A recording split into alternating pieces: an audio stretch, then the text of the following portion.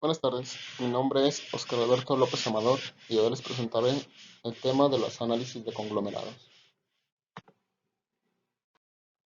¿Qué son los análisis de conglomerados? Son una técnica usada para clasificar objetos o casos en grupos relativamente homogéneos llamada conglomerados.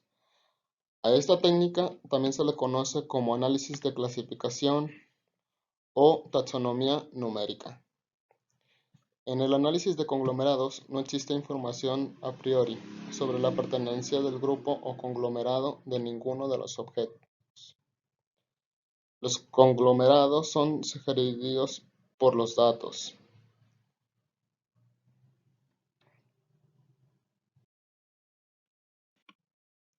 Ahora vamos a ver la realización de un análisis de conglomerados, que se inicia desde el planteamiento del problema hasta hacer una evaluación de la validez de la conglomeración. Número 1. Plantear el problema. Significa la elección de las variables en que se basará el agrupamiento. Segundo, el conjunto de las variables debe describir la semejanza que hay entre los objetos en términos relevantes para el problema. El investigador debe de valerse de su juicio y de su intuición. Por ejemplo, en esta parte de la investigación es muy importante, ya que con su experiencia el investigador puede determinar algunas significancias en el análisis posterior. Por eso es muy importante desde el inicio tener muy claro qué es lo que se quiere hacer. Para el segundo paso, tenemos que elegir una medida de distancia que va a haber en los siguientes factores. Para ser más objetivos, podemos ver que el enfoque más común consiste en medir la semejanza en términos de distancia que hay entre los pares de objetos. Siempre que los pares de objetos estén a una distancia o estén juntos, van a tener mayor grado de similitud, y cuando estén más lejos, pues lo contrario, van a estar más diferencias. Número 3. ¿Cómo debemos elegir un procedimiento de conglomeración? Para esto la conglomeración se divide en 2 o 3 grupos: jerárquicos, no jerárquicos y otros. En esta ocasión les voy a hablar de los grupos jerárquicos. Los grupos jerárquicos a la vez tienen dos subgrupos, que son por aglomeración y la elección por división. ¿Qué significan por jerárquicos? Es un desarrollo de una jerarquía o estructura tipo árbol. Esto puede ser por aglomeración y también por división.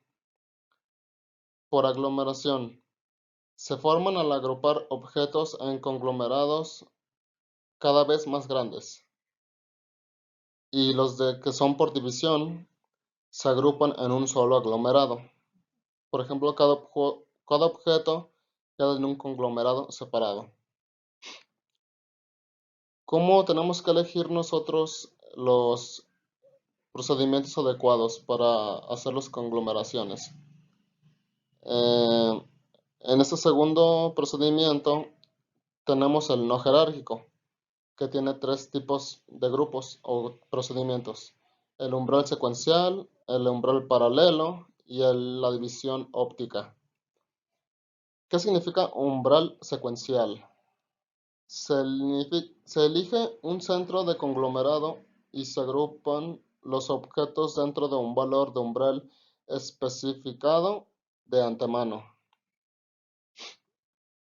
El umbral paralelo es similar al anterior al umbral secuencial, pero se eligen al mismo tiempo varios centros de conglomerado y se agrupan a los que están dentro del umbral con el centro más cercano.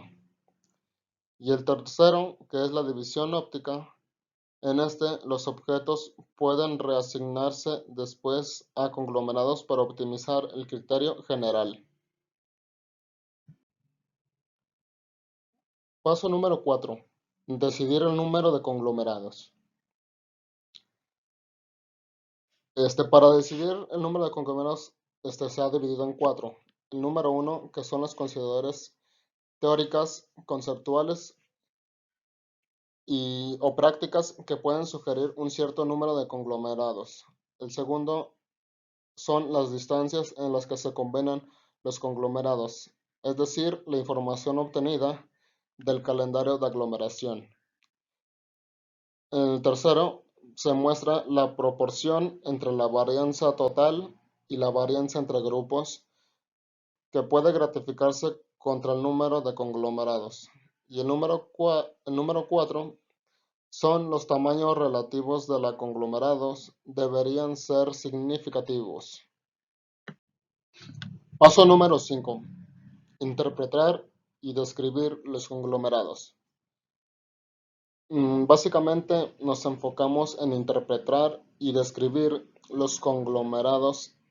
Implica examinar sus centroides, los cuales representan los valores promedio de los objetos contenidos en el conglomerado en cada una de las variables. Dichos centroides nos permiten describir cada uno de los conglomerados al momento de asignarle un nombre o etiqueta. Y si el calendario de conglomeración no imprime esta información, puede obtenerse mediante análisis discriminante. Paso número 6. Evaluar la validez de la conglomeración. Para esto tenemos 5 pasos que se tienen que cumplir.